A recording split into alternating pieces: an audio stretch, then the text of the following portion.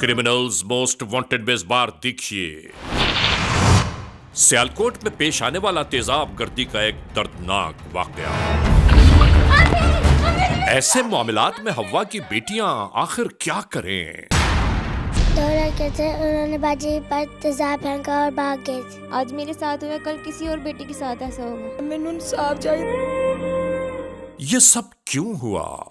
मुकम्मल अहवाल जानिए क्रिमिनल्स मोस्ट वांटेड में।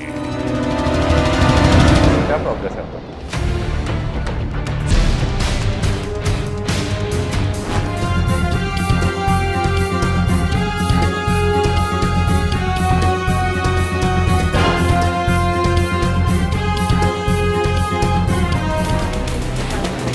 यस, ये बिल्कुल यही है। चलो ओके। ये हुआ कि ये जितने भी ये तुमने निकाले ना भी स्केचेस, इनके फाइनल फ्रेम्स ढूंढो। हमने भी काफी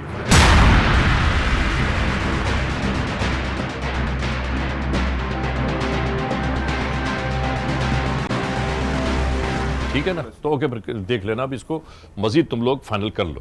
ठीक है। जुर्म की तारीख रविश पर दौड़ते हुए मुजरिमों की तलाश में क्रिमिनल्स मोस्ट वांटेड। कानून के निगहबानों और जराइम पेश अफराद की कशमकश के दरमियान रिकॉर्ड किए हुए प्रोग्राम क्रिमिनल्स मोस्ट वांटेड। नाजरीन, क्रिमिनल्स मोस्ट वांटेड के हर एपिसोड में हम हमेशा यही तो कहते हैं कि हम इंसाफ और कानून की बालादस्ती चाहते हैं और सरकूबी चाहते हैं उन मुल्क दुश्मन अनासिर की कि कानून जिनके लिए महज एक मजाक है। इंसाफ और कानून की यही सरबुलंदी हमारे इस प्रोग्राम का मरकजी ख्याल है कि जिसका नाम है criminals most wanted.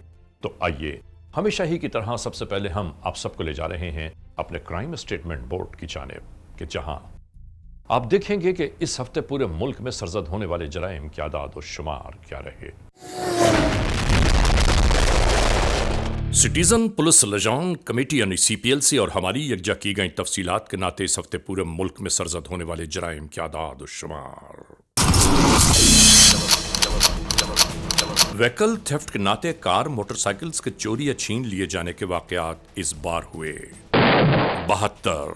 Street crime के नाते जो अवाम अक्सर महरूम हो जाते हैं अपने कैश, ज्वेलरी, लैपटॉप या खास तौर पर अपने सेलुलर फोन से, ये मामलात रहे 111।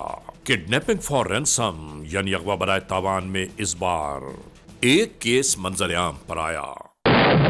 चोरी, डिकोइटी या रॉबरी में लिखे गए केसेस पूरे मुल्क से यकजा किए गए आदाद शुमार के नाते ये तफसीलात हैं 821। नाजरीन, आपने देखा सिटीजन पुलिस लिजान कमेटी यानी CPLC और हमारी यकजा की गई तफसीलात के नाते इस हफ्ते पूरे मुल्क में सरजद होने वाले जराइम के आदाद और शुमार क्या रहे।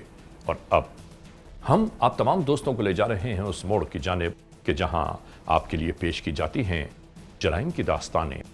और आज के इस एपिसोड में, आज के इस प्रोग्राम में इस लम्हे पेश है आज के जुर्म की दास्तान यानी द केस। नाज़रीन, क्रिमिनल्स मोस्ट वांटेड के इस एपिसोड में आज हम आप तमाम दोस्तों को दिखा रहे हैं सियालकोट के इलाके में होने वाली जुर्म की एक अजीब व गरीब दास्तान, कि जिसे आप देखकर हैरान रह जाएंगे कि आज का मुआशरा किस मोड़ पर जा रहा है। इस मुआशरे का मिजाज इंसान को कहां से कहां ले आया। दोस्तों, जब हम सियालकोट पहुंचे और हमने इस दास्तान को रिकॉर्ड किया, आप यकीन मानिए हमारे इस टीम का हर फर्द हैरानी और परेशानी के समंदर में गोताजन था कि आखिर ये सब कुछ कैसे हुआ। हम आपको दिखाना चाहते हैं, बावर कराना चाहते हैं एक ऐसी कहानी, एक ऐसी दास्तान कि जिसमें रिश्तों के बंधन ने अपने ही हाथों इस रिश्ते को मौत की गहराइयों में पहुंचा दिया। जुर्म की ये दास्तान किस तरह शुरू हुई और कैसे अंजाम को पहुंची, ये मुकम्मल कहानी हम आपके लिए पेश कर रहे हैं आज के इस एपिसोड में। तो मुलाहिजा कीजिए आज के जुर्म की दास्तान।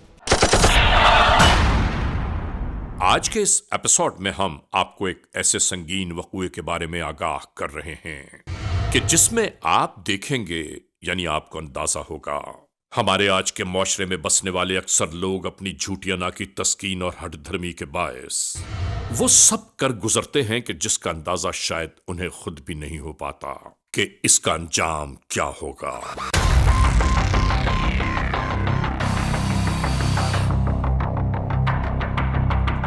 मासूम इंसानों की जिंदगियों को खिलौना बनाने वाले अक्सर किस तरह खुद खिलौना बनकर रह जाते हैं।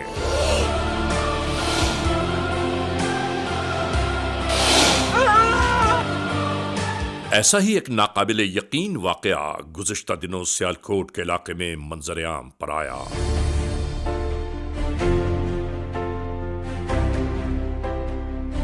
इसी सरजमीन पर आज भी कुछ ऐसे नाआक़िबत अंदेश नाबलद लोग मौजूद हैं कि जो अपने स्याह कारनामों से इंसानियत की तज़हीक किए जा रहे हैं। आखिर क्यों?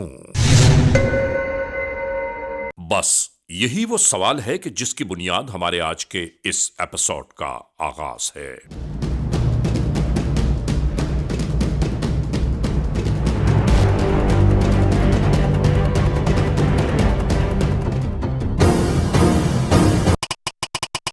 तेरह फरवरी 2018 मुरादपुर पुलिस स्टेशन की हुदूद, जिला सियालकोट। FIR नंबर 136/18 ताज़ीरात पाकिस्तान बजुर्म ज़ेर दफा 336B 455 और 34 के तहत यह तहरीर ज़ाबिता कानून में लाई गई। सियालकोट में मौजूद ये महल्ला है उमर शहीद बोकन। इस महल्ले में बरसों से रिहाइश पजीर है महमूद अख्तर बमे अहलो अयाल। नाजरीन, ये मेहनत और मशक्कत करने वाला शख्स है जो अपने खून को पसीने की तरह बहाकर अपनी औलादों की परवरिश कर रहा है और इनके बच्चों की मां लोगों के घरों में कामकाज करके जिंदगी के शब रोज काट रही हैं। नाजरीन, अंदाजा तो कीजिए कि एक गरीब आदमी की जिंदगी गुजारने का सहारा और होता ही क्या है, उसकी अपनी मेहनत और मशक्कत और खुदाए बुजुर्गो बरतर का एहसान। नाजरीन, इस दुनिया में ऐसे बेशुमार लोग हैं कि जो रूखी सूखी खाने के बावजूद अल्लाह ताला का शुक्र बजा लाने में लगे रहते हैं। नाजरीन, याद रहे कि हम ये पूरी दास्तान इसलिए आपको सुना रहे हैं कि बासानी आप इस पूरे वक़्वे को जान पाएं। और ये है इनका घर। ये दोनों मियां बीवी अपने बच्चों के साथ यूं ही अपनी जिंदगी के शब रोज गुजार रहे हैं। कुछ ही माह पेशतर इस घर के सरबराह पर बीमारी का ऐसा गलबा हुआ जो आज तक जारी है। इसी बिना पर मुख्तलिफ डॉक्टरों से इलाज मुआलजा चलता रहा। मामूल की वर्जिश कराने और इंजेक्शंस वगैरह लगवाने के लिए इनके नसीब में एक नाम नेहाद डॉक्टर नुमा शख्स आ गया जो अद्वियात देने की खातिर मुस्तकिल इस घर में आता जाता रहा। इसके बाद नहीं मालूम क्या हुआ। यहां हम वजारत सेहत हुकूमत पाकिस्तान से यह जरूर कहना चाहते हैं कि खुदारा इन जाली डॉक्टरों से इंसानियत को महफूज रखा जाए कि दौलत बटोरने की खातिर ये अताई डॉक्टर्स इंसानों की जिंदगियों के साथ खिलवाड़ कर रहे हैं।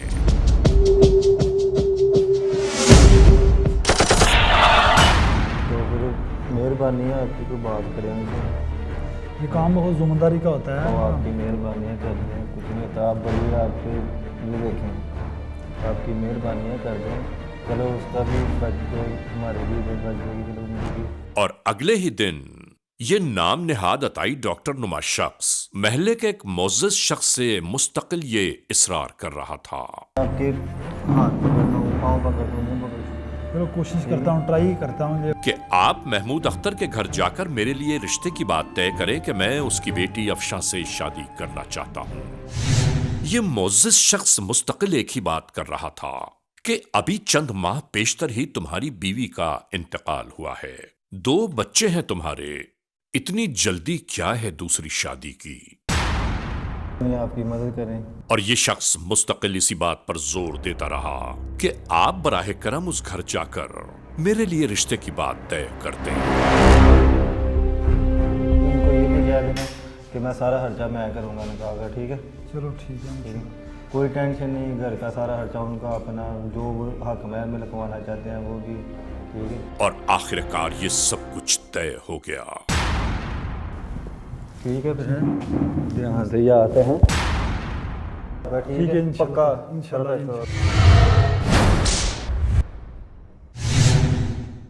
नाजरीन, अगली मंजिल पर यही शख्स इसी तरह इलाका बोकन के महल्ले उमर शेख। और खैरियत? ठीक है। ज़रूरी बात करनी थी आपसे। कौन सी? आपकी बेटी के लिए मैं कोई रिश्ता लेकर आया हूँ। आप कौन हैं? मैं वो कासिम का अजीज़ है। दरवाजा खुलते ही बाहर मौजूद शख्स ने अपना तारुफ कराते हुए यहां आने का अपना मकसद बयान किया। उन्हें बुला लीजिए अंदर।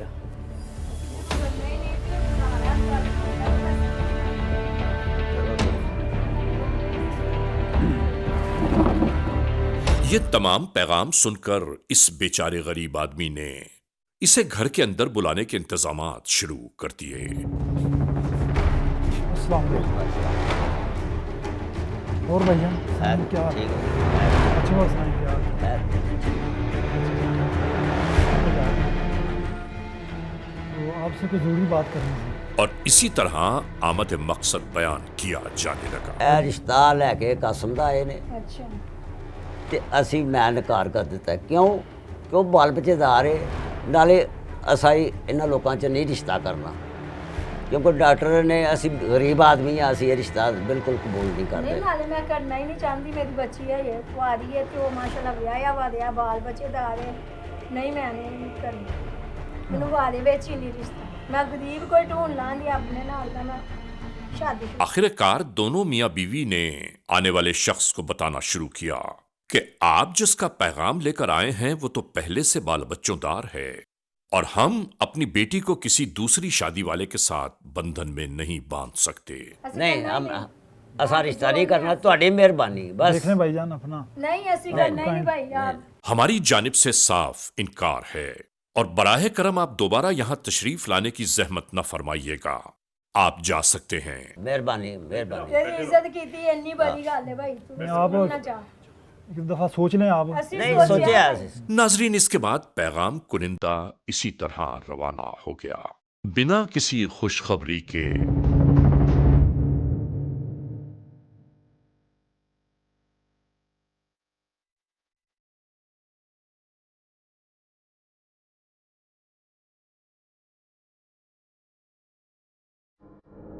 अगले ही दिन इस नाम नेहाद अताई डॉक्टर ने मोबाइल फोन पर किसी को अपने घर आने का पैगाम दिया और मुस्तकिल ये यूं ही इसरार कर रहा था कि एक बहुत अहम तरीन जगह जाना है और आखिरकार उसने आमद की हामी भर ली।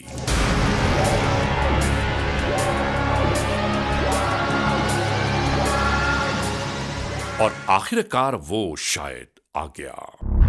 इधर उधर की गुफ्तगू के बाद आखिरकार ये शख्स अपने मकसद पर आ गया कि हमें महल्ला बोकन जाना होगा, तुम मेरे साथ चलोगे। बहुत ज़्यादा परेशान, सही में बहुत तंग किया, और थोड़ा सबक सिखाना है। उस लड़की के बाप ने मेरे साथ अपनी बेटी के शादी को मना किया है। मैं उसे बताना चाहता हूं कि इनकार का अंजाम क्या होगा। अगर वो अपनी बेटी की शादी मुझसे नहीं कर सकता तो उसकी बेटी कभी दुल्हन नहीं बनेगी। ये मैंने फैसला कर लिया है। मैं उसे सबक देना चाहता हूं कि मेरे रिश्ते से इनकार करने का अंजाम क्या होगा। नाजरीन, यहां इस तनाजुर में हम ये बात जरूर कहना चाहते हैं कि कौन होते हैं ये लोग कि दूसरों की जिंदगियों को आतिश में झोंक दें। मैं तुम्हारे साथ हूँ, तुमने परेशान नहीं होना, ठीक है? हमारे मुल्क में कवानीन ऐसे होने चाहिए कि लोग ऐसी बातों को सोचते हुए लरस कर रह जाएं।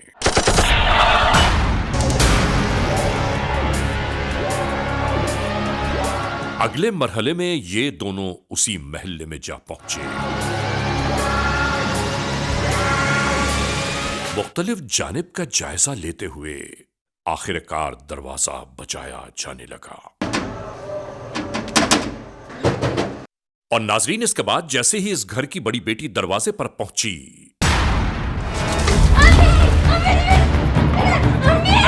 अजियतनाक मंजर निगाहों के सामने था। एक गरीब की बेटी फरियाद आहो बुका करती रह गई और मुल्जिमान फरार होने लगे।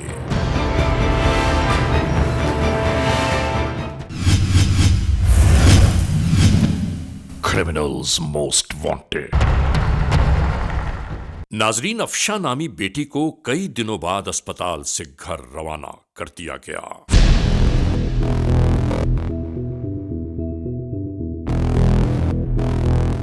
और इसके बाद हम कानून के एहलकारों के साथ उसी घर की जानिब रवाना हो गए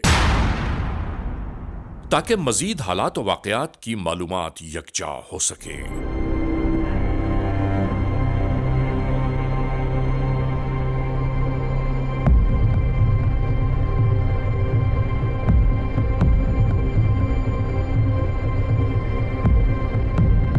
मैं ज़िला सियालकोट बांकुड़ में रहने वाला हूँ।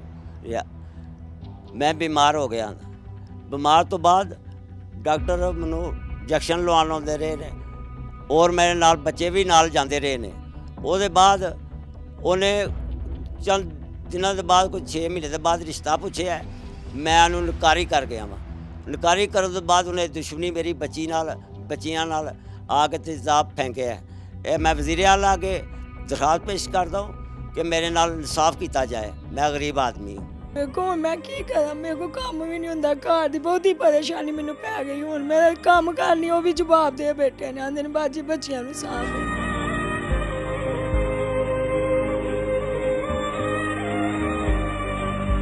नाजरीन, ये सब कुछ जानकर दिल खून के आंसू रोने लगा कि आखिर आज भी हमारा मुआशरा किस मोड़ पर है और हम किन के साथ अपनी जिंदगी के शब रोज बिता रहे हैं। सर, मेरे पापा की तबीयत बहुत ख़राब थी, उनको फालिज हो गया था, तो हम पापा को डॉक्टर के पास लेके जाते थे, डॉक्टर कासिम के पास। वो भी हमारे घर आता जाता था पापा को मेडिसिन देने, इंजेक्शन वगैरह लगाने के लिए। बाद में पता नहीं क्या हुआ, उसने पापा से रिश्ता मांगा मेरे लिए, तो मेरे माँ बाप ने इनकार कर दिया। तो मेरे माँ बाप मेरे लिए अच्छे ही सोचेंगे, क्योंकि माँ बाप कभी औलाद के लिए बुरा नहीं सोचते। वो शादीशुदा था, इसलिए उन्होंने इनकार कर दिया। कुछ महीनों बाद वो हमारे घर में आया कासिम। उसने दरवाज़ा खड़काया और मैंने दरवाज़ा खोला। उसने 2 लड़के थे, उन्होंने मुझ पर तेज़ाब फेंक दिया। मेरी ज़िंदगी तबाह कर दी है। मुझे इंसाफ चाहिए। आज मेरे साथ हुआ, कल किसी और बेटी के साथ ऐसा होगा। उसको सज़ा मिलनी चाहिए। 2 लड़के थे, उन्होंने बाजी पर तेज़ाब फेंका और भाग गए थे। डॉक्टर आया था, उसने हम सबके ऊपर तेज़ाब फेंका भाग गया था।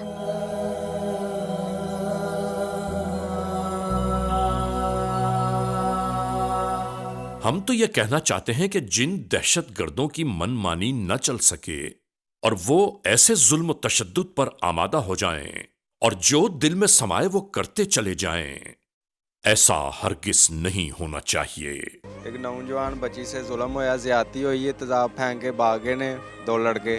बेटी या लाकी की उसके साथ जुल्म हुआ, इसे इंसाफ मिलना चाहिए। ये किसी की इज्जत है, उसको कड़ा सजा मिलनी चाहिए जिसने ये किया है। आज कानून की अमलदारी पर सख्ती के साथ अमल पैरा होने की जरूरत है ताकि इंसाफ की फराहमी में मजीद आसानियां पैदा हो जाएं।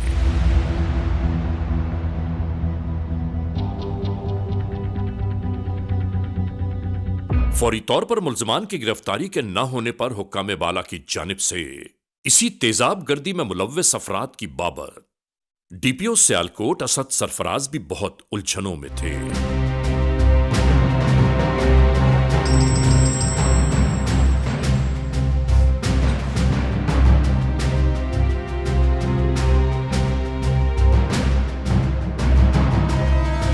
जी कराएं।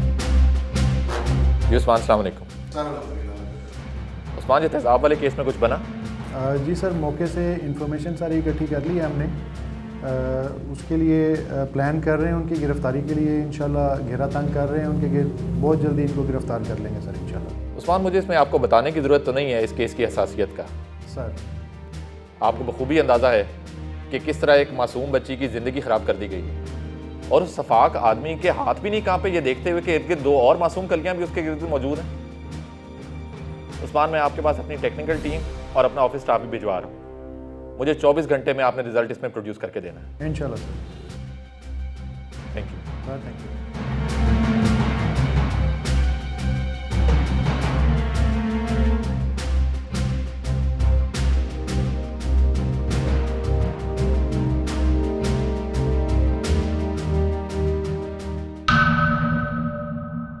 नाजरीन, स्पेशल टास्क पर भेजे हुए आईटी एक्सपर्ट्स आप पहुंचे और इसके बाद यूं ही छानबीन का एक नया अमल शुरू हो गया।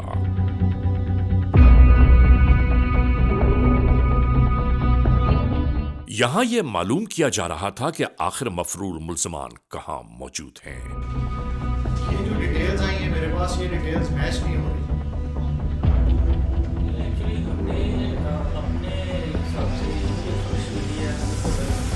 इसी तरह आखिरकार ये अपनी मंजिल की जानिब आ पहुंचे।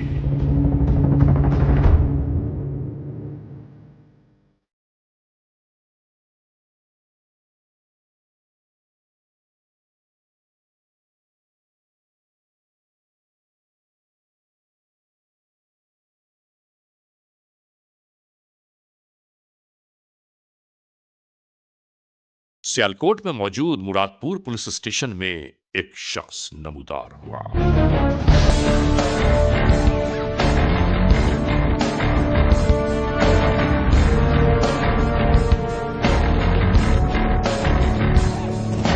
इसी दौरान आने वाले एक नेटवर्क के नुमाइंदे ने कोई बहुत अहम खबर एसएचओ को गोश गुजार कर दी।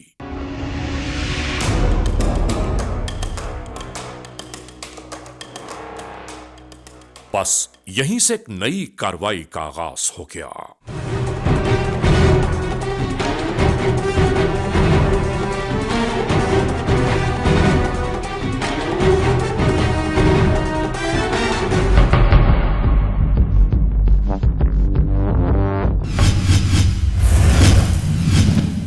Criminals most wanted.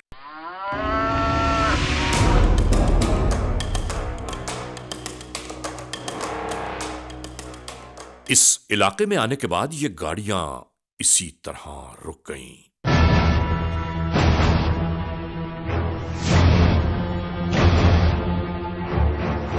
और इसी तरह हर जानिब फैलने लगे कानून के एहलकार।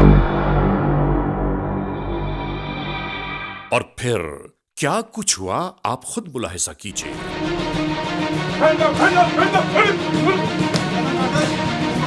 मरकजी मुल्जिम कासिम को बिलाखिर यहां से तहवील में ले लिया गया।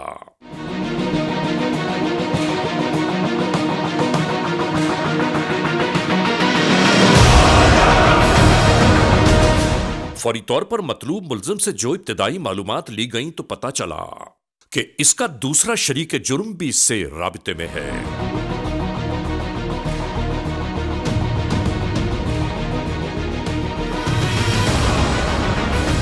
ये सब उसी जानिब दौड़ने लगे।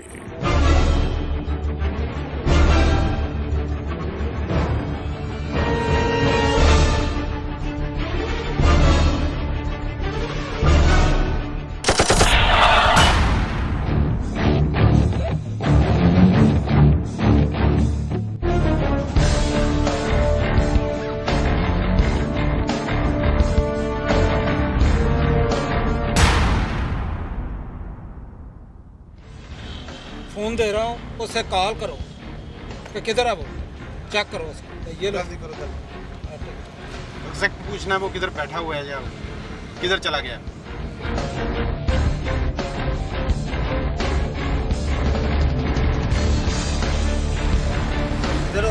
सुनसान वीरान से एक इलाके में आकर कानून के एहलकार किसी भी सूरत में मोबाइल फोन पर इससे राबिता कायम करवाने लगे।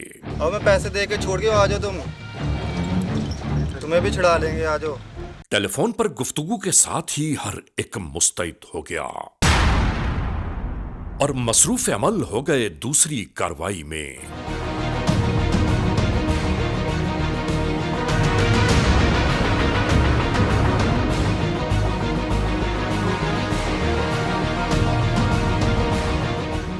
ये क्या हुआ है? ये क्या कैसे? किसने गिराया था? नाजरीन, तमाम तर चालाकी और होशियारियों के बावजूद ये दोनों आखिरकार कानून के एहलकारों की तहवील में आ गए। थाना मुरादपुर सियालकोट की हदूद में तेजाब गर्दी का जूँ ही ये वाक़या हुआ तो पुलिस ने अपनी प्रोफेशनल जिम्मेदारियां पूरी करने के लिए मैदान में आई। इस सारे वाक़े के बाद जब शवाहिद की रोशनी में मुल्ज़िमान को गिरफ़्तार किया गया तो ये चीज़ सामने आई कि बेचारे लोग अपनी लाचारगी के मदावे के लिए किस तरीके से मसीहाओं को अपने घर में बुलाते हैं और यही नाम नहाद मसीहा बाद में उनकी मजबूरियों का फ़ायदा उठाते हुए किस तरह उनके ऊपर अपनी मर्ज़ी मुसल्लत करने की कोशिश करते हैं। यहाँ पे भी इसी तरीके से एक शख्स को जिसको डॉक्टर के रूप में घर में आने की जगह दी गई, उसने कुछ अरसे के बाद रिश्ता थोपने के लिए अपनी तमाम ख्वाहिशात को पूरा करने के लिए किसी हद तक भी गुजर जाने की रीत डाली। पुलिस के लिए ये केस एक टेस्ट केस इस लिहाज से भी था कि हम किसी तौर पे भी माशरे के अंदर ये तासुर नहीं देने सकते कि कोई भी शख्स अपनी मर्ज़ी की तकमील के लिए दूसरे को किसी हद तक ब्लैकमेल कर ले। इसी लिहाज से मुरादपुर की पुलिस ने अपनी तमाम प्रोफेशनल जिम्मेदारियां ऐसे तरीके से पूरी की, शवाहिद इकट्ठे किए और मुल्ज़िम को गिरफ़्तार किया गया। क्या नाम है तुम्हारा भाई? समझ नहीं आ रही। कासिम महमूद। वालिद का क्या नाम है? सुल्तान महमूद। कहाँ के रहने वाले हो? बिजली महल। क्या काम करते हो? डिस्पेंसरी। डिस्पेंसरी मतलब? डिस्पेंसर हूँ मैं। झूठ बोल रहा है, डॉक्टर बना हुआ है। डिस्पेंसर हो या डॉक्टर हो? डिस्पेंसर हूँ। डॉक्टरी कर रहे हो साथ? हाँ जी। हाँ भाई, क्या किया तूने? कुछ नहीं। जबरदस्ती लेके आया तुझे? सर मैंने कुछ भी नहीं किया। तो फिर भाग क्यों रहे थे? क्यों भागते फिर रहे हो भाई? मेरा नाम हाम हार है। हर मुल्ज़िम यही कहता है कि पुलिस ने मेरे साथ ज्यादती की है। क्या किया था? खुद बता, खुद बता खुल के। बताता है या पूछे अपना तरीका से? सर मैं नहीं था इसके से, मेरा नाम हाम हार है। हाँ भाई, तुमने इस मासूम आदमी को पकड़ लिया, ये कह रहा है मैंने कुछ नहीं किया। सर मैंने वहाँ मोहल्ला में उस जायब कुआ के गिरदो नवाज सब तस्दीक की है, लोगों से पूछगिछ की है। असल बंदा ये इसको दूसरी तरह पूछना पड़ेगा। हाँ भाई बताओ,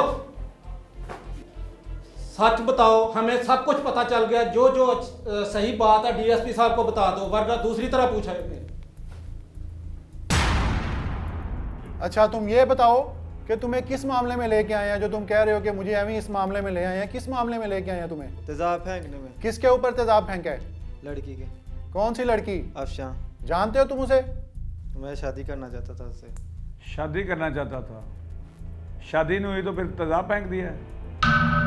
अपना कानून, अपनी अदालत लगाई हुई है। बदमाश है तू। हम तो चूड़ियां पहन के बैठे हैं ना इस शहर में, वर्दी पहन के। चलो बताओ, सारी कहानी सुना दो डीएसपी साहब को। सर मैंने उनके घर रिश्ता भेजा था तो उन्होंने इनकार कर दिया। कहते हैं हमने नहीं शादी करनी, तुम पहले से शादीशुदा, बच्चे हैं तुम्हारे। तू शादीशुदा है? जी। कितने बच्चे हैं? 2 बेटे हैं। कितने बड़े हैं? एक 3 साल का, एक 5 साल का। बीवी क्या करती है? बीवी फौत हो गई है। कैसे? घर में सिलेंडर फट गया था? जी। कब? 6-7 माह हो गए। और तुम 6-7 माह पहले से इस लड़की को जानते थे? जी। तो तुम्हारी बीवी की कैसे डेथ हुई? सिलेंडर से। तुम कहाँ थे? मैं क्लिनिक पे। घर में कौन था? मेरे ससुर थे और छोटा साला था। तुम्हारे बच्चे कहाँ थे उस वक्त? बच्चे भी दादी की तरफ से। तो जली सिर्फ तुम्हारी बीवी है? जी। मर गई या मार दी गई? मर गई थी। मैंने पूछा मर गई या मार दी गई? मर गई थी। मैंने पूछा मर गई या मार दी गई है? मर गई। और तुम्हें यकीनन उसकी मौत की खुशी हुई होगी ताकि तू दूसरी शादी कर सके। कितना टाइम हो गया तुम्हारी बीवी को मरे हुए? 7-8 माह हो गए। और ये रिश्ता कब भिजवाया तुमने इसकी तरफ? 4 माह पहले। तुम्हारी बच्चों की माँ को मरे हुए सिर्फ 3-4 माह हुए और तुमने रिश्ता भिजवा दिया नई शादी के लिए? वो 4 माह पहले तेरी बीवी सिलेंडर से मर गई, तेरे बच्चे भी हैं, उनका ख्याल नहीं आया? तूने दूसरी शादी के लिए उसको रिश्ते के लिए भेज दिया। बीवी तेरे हाथ से मरी, तेरी प्लानिंग की वजह से मरी या खुद मरी है? खुद मरी है। ये तेरी आंखों में जो आंसू आ रहे हैं ना, ये जाहिर कर रहे हैं कि इसी वजह से, इसी के इश्क में आपने ये वकूआ किया हो। नहीं सर। जो बात है असल असल बता दो। सर बस यही है कि उसे वो मुझे अच्छी लगती, मैं उसे बीवी वाला कोई चक्कर नहीं है। बता दो जो दिल में है, बताओ। कुछ नहीं सर, यही है कि जो मैंने किया भी गलत किया है। क्या किया तुमने? लड़की के मुंह पे तेजाब फेंका। क्या किया तुमने? लड़की के मुंह पे तेजाब फेंका। तेजाब फेंका तूने? पूरी प्लानिंग बता, हमें बोलने की जहमत ना हो, पूरी प्लानिंग बता। मैंने तेजाब लिया था वॉशरूम के लिए, हमारा आपस में थोड़ा सा झगड़ा हो गया था, कुछ उन्होंने रिश्ते से इनकार कर दिया था, इसलिए मैं गुस्से में आकर उनके घर चला गया और मैंने उसके ऊपर तेजाब फेंक दिया। क्या नाम है तुम्हारा? फहर। वालिद का क्या नाम? इजाज। क्या करते हो? नवी जमात में पढ़ता हूँ। नवी जमात में पढ़ते हो? जी। इससे क्या ताल्लुक है तुम्हारा? इनका क्लिनिक है हमारे जनरल स्टोर के सामने, मेरे अब्बा का। अच्छा जी। तुम्हारे अब्बा के जनरल स्टोर के सामने इसका क्लिनिक है? जी सर। हाँ भाई, तेजाब फेंकने गया था? सर मैं फेंकने गया था साहब। ये क्या हुआ है? ये तेजाब गिरा। कैसे? सर उन्होंने जब फेंका था सर ना उसके ऊपर, तो थोड़ी चींटे मेरे ऊपर आकर गिर गई थी। तो तुम किधर था? मैं पीछे था। तेरी दोस्ती नहीं है उसके साथ? नहीं सर, मेरी कोई दोस्ती नहीं उसके साथ। हम कैसे मान लें कि तेरी दोस्ती नहीं है उससे? सर मैं उसके तालमेल से ना उसको तो कोई तो हाल होगा मेरा उसके साथ कोई। उम्र कितनी है तुम्हारी? 17 साल। 17 साल तेरी उम्र है और तेजाब फेंकने के केस में हथकड़ियाँ पहन के खड़ा है तू। भाई खुल के बात करो, इधर उधर ना घुमाओ। दोस्ती नहीं थी तो उसके साथ क्यों गए हो? सर उसने मुझे कहा था मेरे साथ मुझे तुम्हारे से कोई काम है, तो उन्होंने मुझे कहा था कि ना चलो मेरे साथ चलो। अगर वो उधर जाके बंदा मार देता तो फिर? सर मुझे नहीं था पता कि ना उसने तेजाब फेंकना उसके ऊपर, इसलिए मैं वहाँ पर वो ले गया था। जो बात है सच्ची सच्ची बताओ और अपनी बात खत्म करो, जल्दी करो। सर मेरा कोई कसूर नहीं सर, मुझे माफ़ कर दे सर, मेरा कोई कसूर नहीं है। तुम्हारी बात पे कैसे यकीन किया जाए? सर मेरे मोहल्ले में मार पीट मुझे मेरे से पूछ रहे मैं कैसा हूँ। तू तेजाब फेंकने वाले के साथ गया था या तूने खुद तेजाब फेंका है? क्या किया तूने? सर मुझे नहीं मानूँ सर, मुझे नहीं मानूँ, मैंने नहीं फेंका उसके ऊपर तेजाब। सर मुझे माफ़ कर दे सर, मैंने नहीं फेंका तेजाब उसके ऊपर। तुम्हें कोई भी साथ लेके चला जाएगा, तुम उसके साथ चले जाओगे? नहीं सर। तो बताओ, सारी बात बताओ, असली बात बताओ। दरवाज़ा खोला लड़की ने, तो उसे जब फेंका था ना मुझे नहीं था पता उसमें तेजाब था। जब उसके मुंह पर गिरा था ना तो मेरे मुंह पर भी आकर थोड़ी छींटे लग गई थी। अच्छा, जब उसने तेजाब फेंका तो लड़की चीखती हुई अंदर कमरे पीछे चली गई? जी। ठीक है, तुम लोग फौरन भाग गए फिर उधर से? जी। यहाँ इस मोड़ पर हम आला अदालतों से ये इल्तिजा, अपील और दरख्वास्त करना जरूर चाहते हैं कि ऐसे मुल्जिमान पर ऐसी सख्त तरीन सजाओं का लागू होना इंतहाई जरूरी है कि जिसे देखकर और सुनकर दूसरे इबरत हासिल करें। नाज़रीन, criminals most wanted case episode में आपने देखा जुर्म की इस मुकम्मल दास्तान का अहवाल। और नाज़रीन, दौरान इन्वेस्टिगेशंस, दौरान इंटेरोगेशंस, जो मनाजिर, जो जुमले, जो लफ्ज़ आपने सुने हैं वो हमारे लिए भी हैरान कुन हैं, बल्कि इस पूरे माशरे के लिए हैरान कुन हैं कि आज का ये माशरा, ये जदीद माशरा, और इस जदीद माशरे में रहने वाले कुछ लोग इस माशरे को किस मोड़ पर ले आए हैं। बहरहाल, आज के इस एपिसोड को इस मोड़ पर इख्तिताम तक पहुंचाते हुए हमेशा ही की तरह आप तमाम दोस्तों से सिर्फ यही तो कहना है कि खुदा न खास्ता अगर ऐसे हालात, ऐसे वाक़यात, ऐसे मामलात मुल्क के किसी भी कोने में रूनुमा हुए हैं या हो रहे हैं तो बराह करम कानून के हाथ मजबूत कीजिए, हमें इत्तला दीजिए और याद रखिए कि इत्तला देने वाले का नाम हमेशा ही सीग़े रास में रखा जाता है, cmw@arYnews.tv, या हमसे फेसबुक पर राबिता कायम कीजिए, यानी अली रज़ा cmw@gmail.com, और आइंदा एपिसोड तक इंतज़ार कीजिएगा।